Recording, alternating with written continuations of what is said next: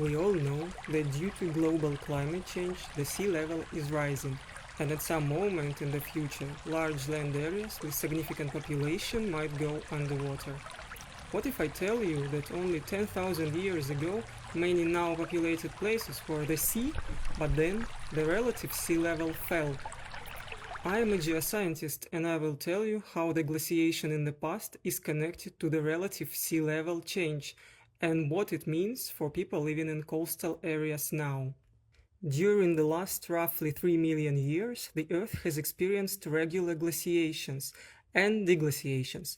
The glaciers appeared and then melted every 41,000 years, then a million years ago, 100,000 years.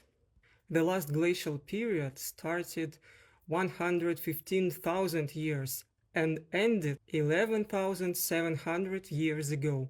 This means that huge masses of ice were stored on the Earth crust. Then it became warmer, ice turned to water, and the land was becoming ice-free. But as heavy ice was pushing the crust down, now it started to bounce back. There is a liquid magma underneath the hard Earth's crust, which is why all this is possible. You can try and make a simplest experiment yourself. Sit on a soft chair or a sofa for a while, then get up and see how a cushion tends to take its original shape once your body is no longer pushing it down.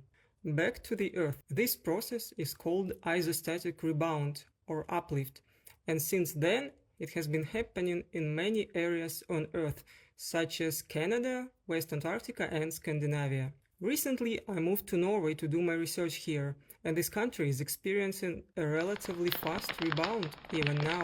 One of the first things I did here at the University of Oslo is reconstructed the relative sea level change on a small area in southern Norway.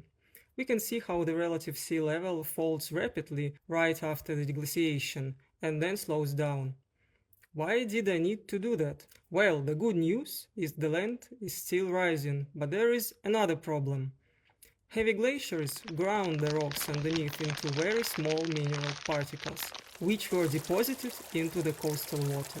But then the sea became land, and a large part of the flat ground where people can actually live turned out to be covered by these sediments. The problem is due to their specific mineralogical composition and freshwater leaching after the uplift. They are not very strong or stable, they tend to collapse easily under a load and flow like a liquid when overloaded. Such soils are called kvikkleire or highly sensitive clays, and they are the object of my research here. Studying the way the sea level and therefore sedimentation has changed since the deglaciation can help us to determine the processes of such kvikkleire formation. Many researchers study them now, and using a combination of various methods, such as studying sediment structure under a microscope, we can gain necessary insights so that we can understand such deposits better and prevent their catastrophic events.